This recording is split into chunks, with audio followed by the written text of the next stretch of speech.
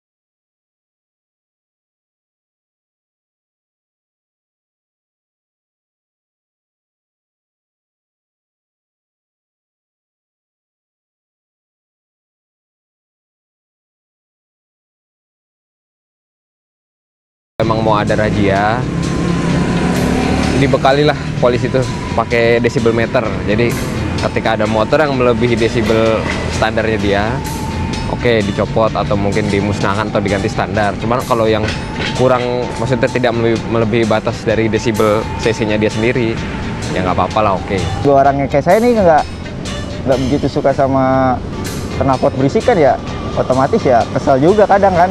Cuma ya mau gimana. Terus kalau penerapan kayak gitu ya terlalu berlebihan juga sih menurut saya kan, karena ya ini kan kreasi anak bangsa sendiri ya, banyak ya, mau modif kayak gimana juga hasil kerja duit mereka sendiri kan. Ya bagus kalau memang ada seperti itu, soalnya saya sendiri kan kalau misalkan ada kebisingan kadang terganggu. Misalkan saya tidur di kontrakan ada motor yang bising itu terganggu. Nah, terus saya kadang-kadang lagi ngopi di pinggir jalan, ada motor kenceng suaranya itu, kadang-kadang juga kita lagi ngobrol, jadi ngobrolnya terganggu juga.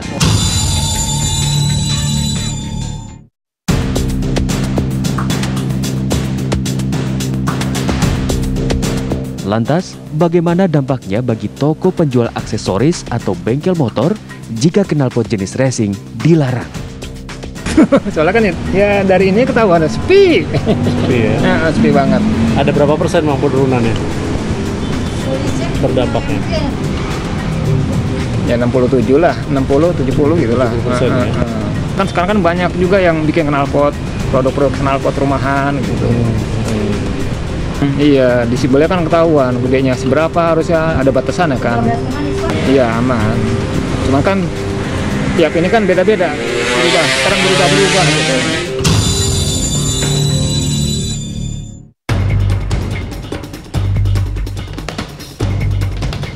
Aturan soal kebisingan suara atau desibel sudah diatur dalam Peraturan Menteri Lingkungan Hidup Nomor 7 Tahun 2009. Agar suara yang ditimbulkan dari knalpot tidak mengganggu fungsi gedang telinga. Karena dampak kebisingan dikhawatirkan dapat memicu stres pada seseorang. Pihak kepolisian lalu lintas menerapkan aturan soal knalpot bising ini merujuk pada dasar hukum dari pasal 285 Undang-Undang Nomor 22 Tahun 2009 tentang lalu lintas dan angkutan jalan, di mana sepeda motor harus memenuhi persyaratan teknis dan layak jalan mulai dari kaca spion, klakson, lampu utama, lampu rem, lampu penunjuk arah, alat pemantul cahaya, alat pengukur kecepatan, knalpot, dan kedalaman alur ban. Ya pemirsa, Direktorat Lalu Lintas Polda Metro Jaya ini menggelar razia knalpot bising di kawasan Sudirman Tamrin dan juga di wilayah Monas dengan tujuan untuk mencegah adanya polusi suara di ibu kota akibat dari knalpot yang berasal dari kendaraan. Nah, yang Anda saksikan saat ini pemirsa, ini merupakan tempat penampungan sementara untuk kendaraan yang berhasil disita oleh pihak kepolisian dalam razia knalpot bising. Kita akan coba dalami lebih lengkap informasi mengenai razia ini bersama dengan Kasat Lantas Polres Jakarta Pusat, Kompol Lili. Selamat siang, Pak Lili, apa kabar? Kabar baik, Mbak. Alhamdulillah, kabar baik. Pak Lili, ingin konfirmasi dulu, betul motor-motor yang ada di sini ini merupakan motor yang disita dalam razia knalpot bising? Benar, Mbak. Ini sebagian ada yang kita operasi dalam rangka knalpot berisik. Nah, motor-motor yang ada di sini sudah berhasil disita atau razia ini sudah dilakukan sejak kapan, Pak? Efektifnya 3 minggu yang lalu kita udah efektif. Namun sebenarnya operasi untuk berisik ini sudah lama, Mbak, kita lakukan. Cuman kita efektifkan 3 minggu yang lalu kita efektifkan lagi. Oke, Pak, ini kemudian sanksinya apa saja sih yang diberikan ya, Pak, ya kepada para pelanggar dalam razia knalpot bising ini? Bisa dijelaskan, Pak? Ya, pertama kita ngambil tindakan tilang, ya. Motornya juga kita bisa tahan, motor yang berisik. Bisa kita keluarin motornya itu asal dia ganti knalpot yang standar. Oke, nah Pak, tilang ini berapa, Pak, denda yang kemudian diberikan atau harus dibayarkan oleh para pelanggar? Ya 250.000, pasal 285. Oke, 250.000. Nah, tadi juga ada ketentuan mengenai knalpot. Nah, ini spesifikasi knalpot yang dianggap bising yang seperti apa? Pak, bisa diceritakan nggak, Pak?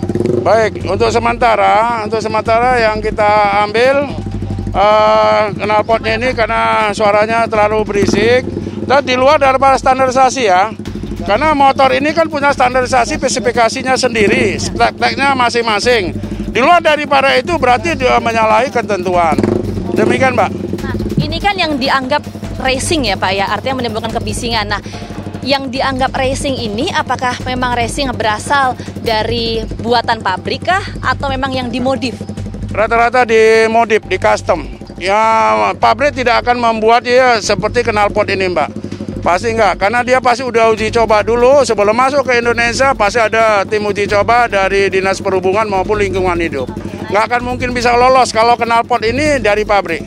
Oke, nah karena juga menjadi pertanyaan juga, ada pertanyaan dari publik mengatakan bagaimana untuk yang kendaraan lebih dari 600 cc seperti itu, apakah kemudian juga bisa dikenakan sanksi ini atau tidak begitu? Kita sebut aja lah motor-motor besar Harley Davidson.